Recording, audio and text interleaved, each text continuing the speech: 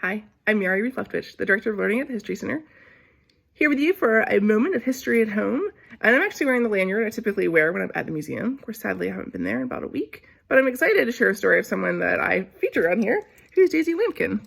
And she's a Pittsburgh suffragist, activist, social change agent, and one of the many women we are featuring in our Women Forging the Way initiative this year, which commemorates the passage of the 19th Amendment, where women earned the right to vote 100 years ago.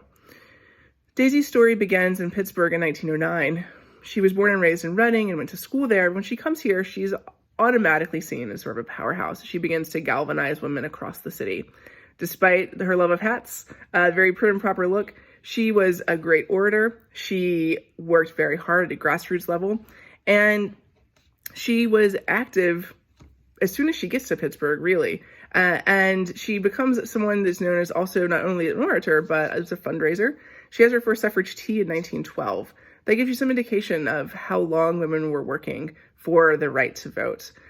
This actually goes back into the 19th century, but 1912 even is a moment in Pittsburgh history where Daisy begins to see some of this work in earnest.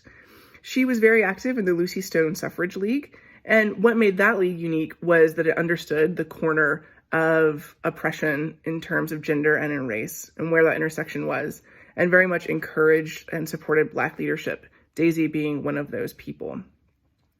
And I think Daisy's story is important because you see in her not only a grassroots activist, but someone who becomes a leader. She ultimately goes on to become the first female board member of the NAACP at a national level. She works here with the Pittsburgh Urban League, and that is where I encountered one of her stories as I was reading through the meeting minutes of the Urban League one day.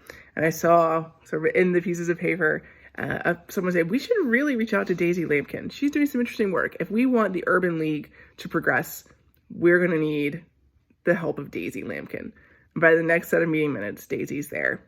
So I think we see in Daisy's story not only a persistent activist who works throughout her entire life, goes on to work in the civil rights movement as well, but we see an amazing Pittsburgh story of someone whose work goes national. And we can see her story reflected in our own archives, which is always amazing. See those daily interactions, like meeting minutes, that inform this larger historic narrative in an important month as we celebrate Women's History Month and kick off our Women Forging the Way initiative. Thanks so much for joining me, and hopefully we'll see you soon at another History at Home. Bye.